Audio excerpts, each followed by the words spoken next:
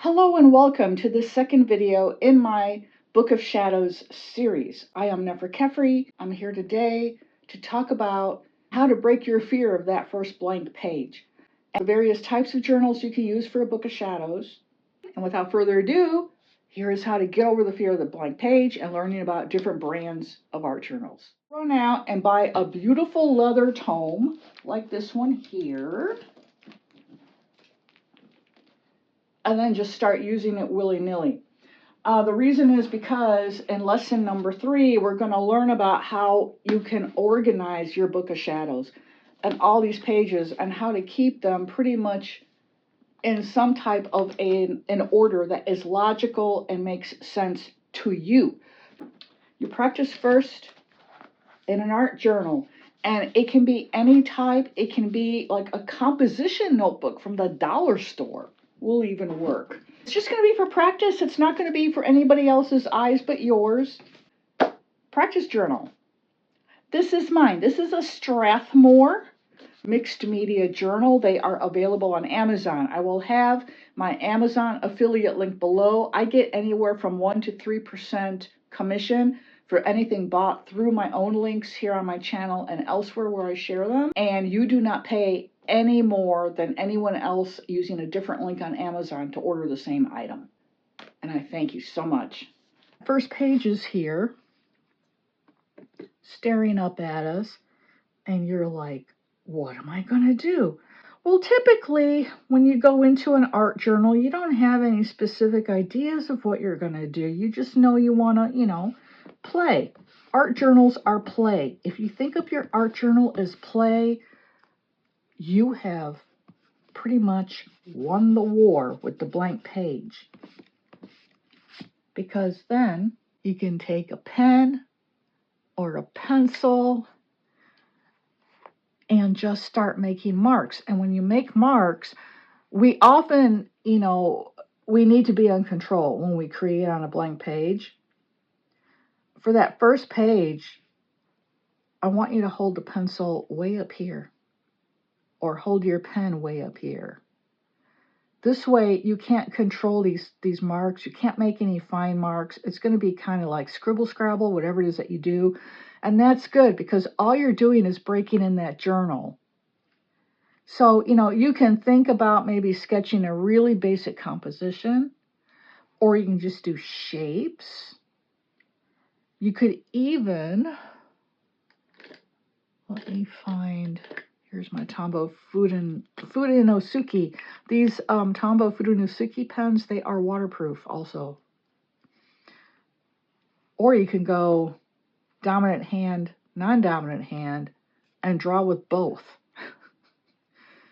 You can do that. And so you're just making some marks. And, I may want to do a couple of really super wonky flowers here, or these might be some kind of weird plants, or maybe they're little alien creatures. I don't know.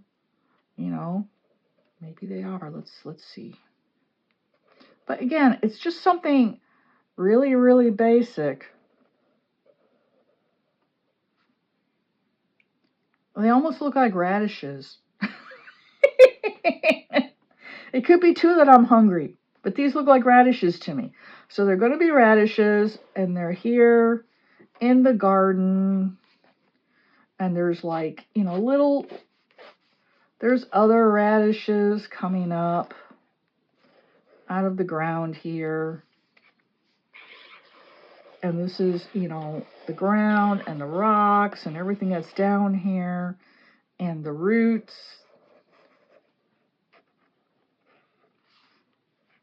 And here are some other little radishes that have not been yanked out yet, or maybe these escaped. I don't know. They may have escaped. I don't remember what radishes, what their leaves look like, but they're going to be pretty much like other leaves in terms of having a vein down the center. And then, you can add more detail if you want. But there are my psychotic radishes, It doesn't have to be fine art, folks. It doesn't.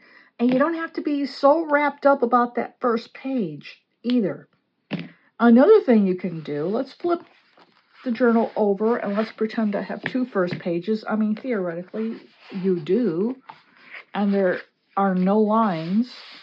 So if you do believe that you have totally screwed up your journal because you fucked up that first page and, oh my God, I've got to throw the whole thing out now or tear out the page or whatever, please do not remove pages from your journals.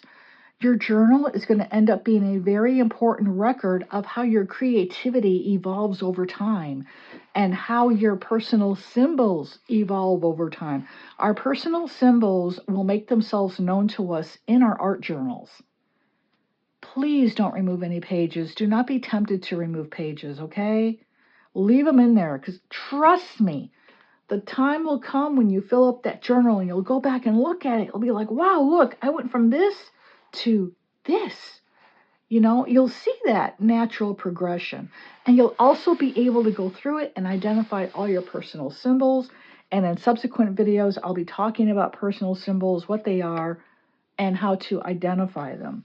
So if you've totally screwed up your other page and you really, really hate your psychotic radishes, I actually think they're kind of cute. You can flip it over and use the other first page.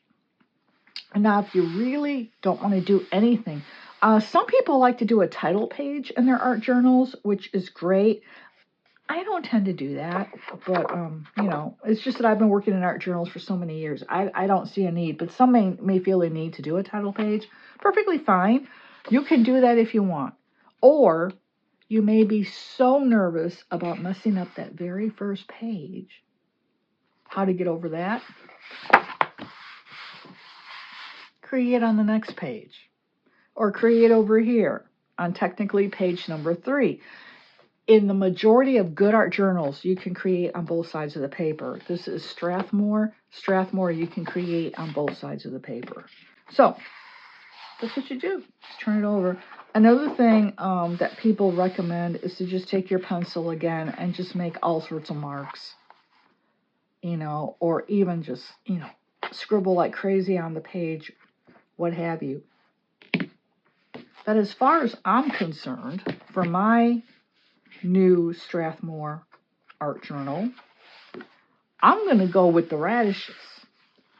So in another art journaling video, I'll be working on this and I'll show you how to, you know, what I do when I add color, how I can build up some layers here with various art mediums, keeping in mind half of it's done in pencil, half of it is done in pen. I may want to go over the pencil marks with pen, I don't know, but we'll see for next time. I'm going to introduce you to each of these journals in turn and give you my opinions of them and how you can get them and all that. But these are the ones I consistently use for art journaling. This is String and Space is the name of the company. I did do a swatch test. I always recommend everyone do a swatch test on the last page of their journal. I haven't cracked into it yet. I'm just going to start doing some little paintings with gouache, and so they will be going into this journal. But this is again by String and Space, and their logo is a little star.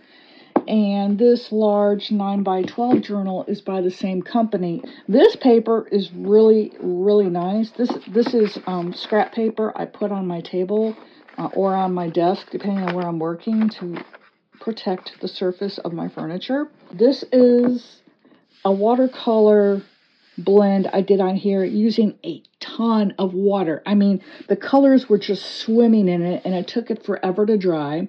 But I do that because I want to max out the water content to be sure that paper can really take it. And this took it really, really well. And then on this side, I have different brands. Another reason you should test, even if it says it's for watercolor, because different brands will react differently on the paper. That's very important to know. Use your mediums in the extreme so you know what is the maximum that this paper can tolerate. And again, it's just 9x12. Nice thick paper. This would also make good journal for mixed media if you want to combine your art mediums and use watercolor and acrylic and gouache and pencils and all that fun stuff. that's that one. This is just some tests I did, but I'm very familiar with the paper, so I didn't go whole hog with my tests in this one. But here is some examples. Take time to do what makes your soul happy. And this is one of my stickers. I made this design in Procreate, created the sticker. This is from a watercolor paper pad I purchased at Michael's, and then I watercolored this background here and also doodled on it and did the lettering. This page was featured on Michaels.com. They reached out to me on Instagram and asked if they could feature it. So that made me really happy. Now, what does self-care mean to me? This is my self-care journal. This page was also featured by Michaels, and it says, "My feelings matter." And I did this all with shimmer watercolor paint. I'm special and unique. And this again, was this done with watercolors or with markers? This is done with Tombow markers, which are water-based, and you can actually blend them with a brush.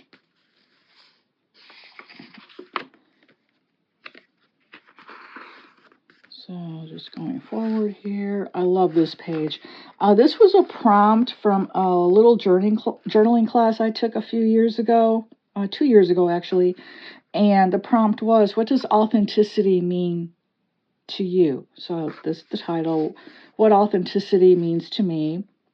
What I have here is it means that you're empathic, it's being sincere, showing that you're a person of integrity, you speak and believe in the truth, strength, compassion, happiness, vulnerability, friendship, fidelity, love, honesty, courage, mutual respect. And down here in the murky waters and in the mud down here is the subconscious mind. So I enjoyed making this page. And I think, here's a little watercolor / collage that I did. All I did was lay my hands on the paper and trace them, and then I painted them. I painted a watercolor galaxy in my hands, spattered some white Dr. P.H. Martins on here, and I say, I use my energy wisely. I have a dream. Create. Celebrate who you are. Do what you love. Life is not about finding yourself. Life is about creating yourself. I wish I could remember where I got these stickers from. And then over here we have Shine On, Work Your Magic, Do Your Thing. Those are examples of what you can do in an art journal. It doesn't have to be a masterpiece, and typically it is not. Our sketchbooks are for us. Our eyes only, okay? You don't have to worry about anyone else seeing a journal by a company called Ty Fossey, and they create gorgeous embossed covers. This is called Mystic Gaze. It's available at their website. I also have an affiliate code for Ty Fossey, and it saves you 15% on your order. Also, for many of us these days, budget is a concern. Ty Fossey is more affordable than Archer and Olive, and you're getting the same quality. I would not be an affiliate for them if I did not absolutely love their journals and use them myself. I finished a journal, when was it? Right around Thanksgiving time, and I can't even show it because it's a mess. I use it as an art journal, and the cover is ruined. This one I just started, and they sent it to me when I became an affiliate, and I just love it. And the surface, it feels like pebbled grain leather. It isn't. It's vegan. As is Archer and Olive. All of Archer and Olive's stuff is vegan as well. And then you have the Ty Fossey logo here, and this book belongs to page. Usually you have to glue these first 2 pages. They don't sit well in a journal, which is what I have to do in my Archer and Olives. But the Ty Fosseys, they lay really well. You don't have to do that, so you don't waste this sheet here. So I was going to use this one as a bullet journal. I actually started working on this one last fall, but then I kind of got away from it. But, I was going to do full moon in whatever sign it was in for the month of October. This is my mood tracker. you know, I can use it next year if I want. But what I'm probably going to do is scan all these and use them as a template and put them in another journal. And it's just me practicing my hand lettering, my calligraphy. This is faux calligraphy. If you want to learn how to do this, let me know. It's not half as complicated as it looks. If you can do this writing in cursive or even printing. It's really simple. The trick is in the type of pen you use. These I did with Tombow watercolor brush pens. So as you can see, you can use a brush and blend the colors. So it looks variegated. So I love their brush markers. And this is done with their Fudenosuke. And there is the nib. And this nib responds to pressure. So if you go heavy on the downstroke, light on the upstroke, you'll get this calligraphy look. So I'm using this Typhosy as an art journal because I decided not to use it as a bullet journal. So I have here a page. I threw, again, a bunch of water on it. It did crinkle up, but then I used my heat gun. If you don't have a heat gun, you can use a blow dryer to dry your page. Just remember to be constantly moving your blow dryer or your heat gun on the paper, because otherwise you can burn your paper. And nobody wants to do that.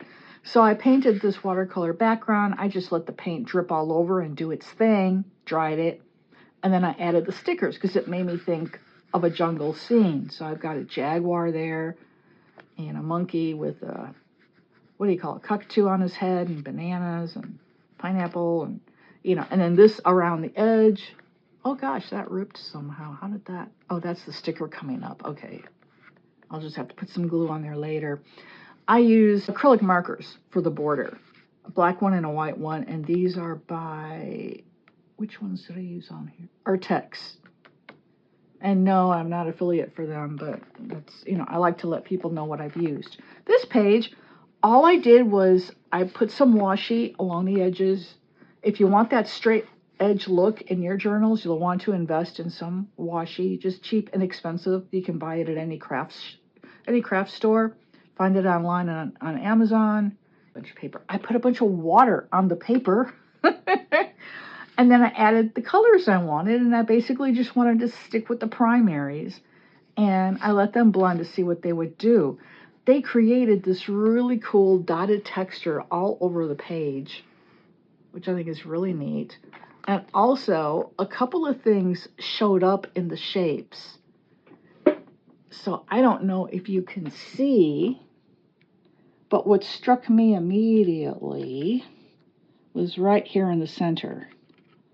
That got a face here, energy coming off of the head, and then like a cloak. I don't know. To me, you know, being raised Catholic, it made me think it was the Virgin Mary. It could be just any type of goddess image there. I saw some other stuff down in here and over here and here. And when you practice intuitive art, which is what I'll be showing you how to do, you basically, you know, you create your background first, and then you go over it with a pen or a pencil, and you outline the things that you feel that you're seeing there.